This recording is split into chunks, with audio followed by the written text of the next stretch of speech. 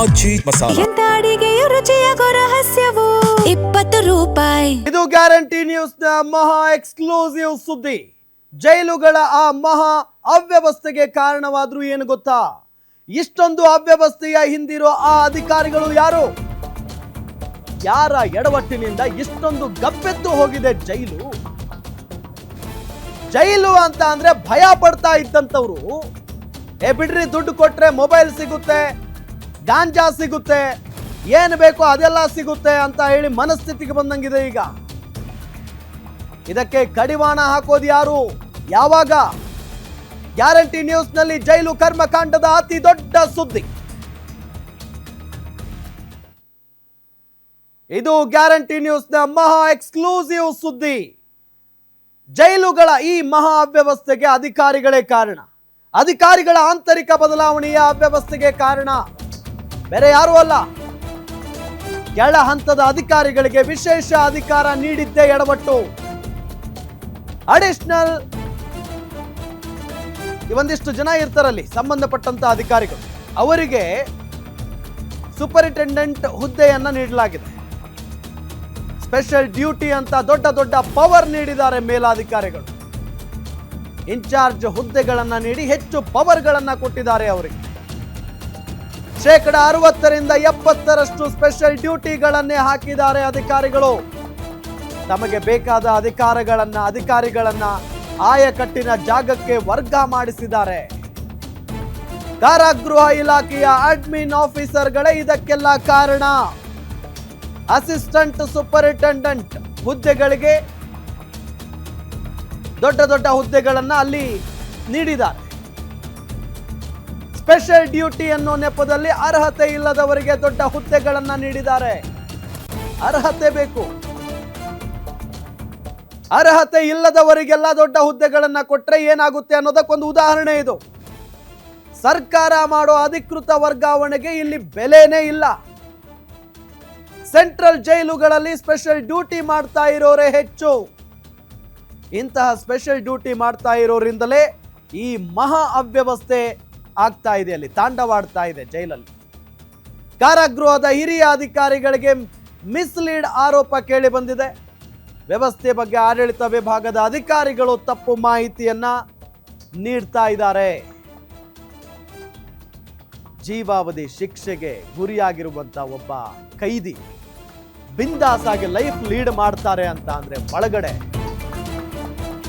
Police ವ್ಯವಸ್ಥೆಗೆ, ಕಾನೂನಿಗೆ ಅವಮಾನ ಇದೆ.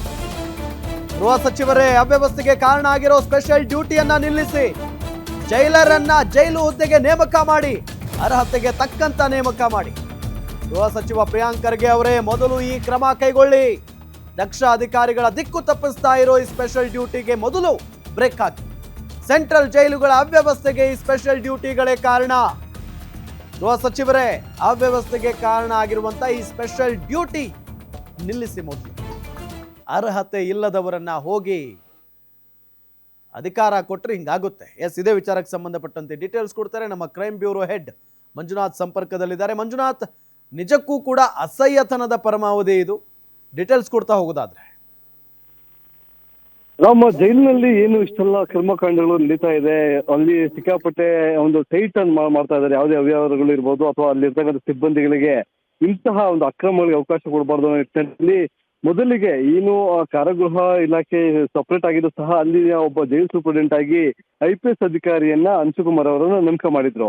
ಇಲ್ಲಿ ಕೆಳಗಡೆ ಇರ್ತಕ್ಕಂಥ ಒಂದಷ್ಟು ಅಧಿಕಾರಿಗಳು ಅರ್ಹತೆ ಇಲ್ಲದೆ, ಅಂದ್ರೆ ಯಾವ ಅಧಿಕಾರಿಗೆ ಯಾವ ಅರ್ಹತೆ ಇರಬೇಕು ಆ ಅರ್ಹತೆ ಇಲ್ಲ ಅಂತಕ್ಕಂಥದ್ದು ಈಗ ಕೇಳಿ ಬರ್ತಕ್ಕಂಥ ಆರೋಪಗಳು.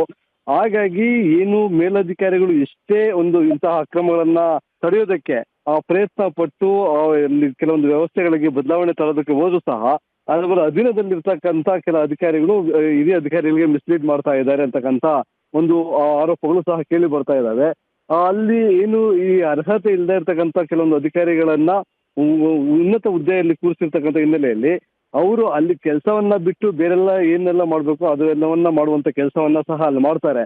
ಬಹುತೇಕ ಅಂತಹ ಅಧಿಕಾರಿಗಳು ಅಲ್ಲಿರ್ತಕ್ಕಂಥ ಕೈದಿಗಳಿರ್ಬೋದು ಅಥವಾ ಸಜಾ ಕೈದಿಗಳು ಅಥವಾ ವಿಚಾರಣಾ ದಿನ ಕೈದಿಗಳಿದ್ದಾರೆ, ಅವರು ಕೊಡ್ತಕ್ಕಂಥ ಆಮಿಷಗಳಿಗೆ ಬಲಿ ಆಗ್ತಾ ಇದ್ದಾರೆ ಅಂತಕ್ಕಂಥ ಒಂದು ಮಾಹಿತಿ ಲಭ್ಯವಾಗಿರ್ತಕ್ಕಂಥದ್ದು. ಹೀಗಾಗಿ ಅವರನ್ನ ಎಷ್ಟೇ ತಿದ್ದುವಂತಹ ಪ್ರಯತ್ನ Okay. ಪಟ್ಟರು ಅದು ಸಾಧ್ಯ ಆಗ್ತಾ ಇಲ್ಲ ಅಂತಕ್ಕಂಥದ್ದು. ಹೀಗಾಗಿ ಜೈಲಿನಲ್ಲಿರ್ತಕ್ಕಂಥ ಏನು ಮಹಾ ಅವ್ಯವಸ್ಥೆಗೆ ಅಲ್ಲಿನ ಅಧಿಕಾರಿಗಳಿಗೆ ಮಾಡ್ಕೊಟ್ಟಿರ್ತಕ್ಕಂಥ ಒಂದು ಕಡಿಮೆ ಏನು ಅವ್ಯವಸ್ಥೆ ಏನಿದೆ ಅದೇ ಇಲ್ಲಿಗೆ ದೊಡ್ಡ ಅನಾಹುತ ಉಂಟಾಗ್ತಾ ಇದೆ ಅಂತಕ್ಕಂಥದ್ದು ಕೇಳಿ ಬರ್ತಾ ಇದೆ.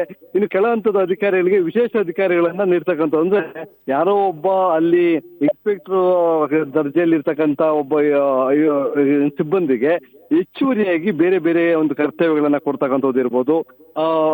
ಅಡಿಷನಲ್ ಸೂಪರಿಂಟೆಂಟ್ಗಳಿಗೆ ಸೂಪರಿಂಟೆಂಟ್ ಹುದ್ದೆಯನ್ನ ಕೊಡ್ತಕ್ಕಂಥದ್ದು ಇರ್ಬೋದು. ಸ್ಪೆಷಲ್ ಡ್ಯೂಟಿಗಳನ್ನ ಕೊಡ್ತಕ್ಕಂಥ ಕೆಲಸಗಳನ್ನ ಏನ್ ಮಾಡ್ತಾ ಇದ್ರೆ ಅವರು ಈ ರೀತಿಯಾದಂತ ಅಕ್ರಮಗಳಲ್ಲಿ ಭಾಗಿಯಾಗುವಂತ ಕೆಲಸವನ್ನ ಸಹ ಮಾಡ್ತಾ ಇದ್ದಾರೆ. ಜೊತೆಗೆ ಮಾಡೋದೆಲ್ಲ ಮಾಡಿ ಇಂತಹ ಸಂದರ್ಭದಲ್ಲಿ ಯಾವಾಗ ರೈಡ್ ಆದಾಗ ಸಿಕ್ಕಿಬಿತ್ತು ಅಂತಂದ್ರೆ ಅದನ್ನ ಮಿಸ್ಲೀಡ್ ಮಾಡುವಂತ ಕೆಲಸವನ್ನು ಸಹ ಇದೇ ಅಧಿಕಾರಿಗಳು ಮಾಡ್ತಾ ಇದ್ದಾರೆ. ಸುಮಾರು ಏನು 60ರಿಂದ 70ರಷ್ಟು ಜನ ಅಲ್ಲಿ ಸ್ಪೆಷಲ್ ಡ್ಯೂಟಿಗಳನ್ನೇ ಹಾಕೊಂಡು ಅಲ್ಲಿಗೆ ಈ ರೀತಿಯಾದ ಅಕ್ರಮಗಳನ್ನ ಮಾಡ್ತಾ ಇದ್ದಾರೆ ಅಂತಕ್ಕಂಥದ್ದು ಈಗ ತನಿಖೆಯಲ್ಲಿ. ಥ್ಯಾಂಕ್ ಯು ತಮ್ಮೆಲ್ಲ ಮಾಹಿತಿಗಾಗಿ.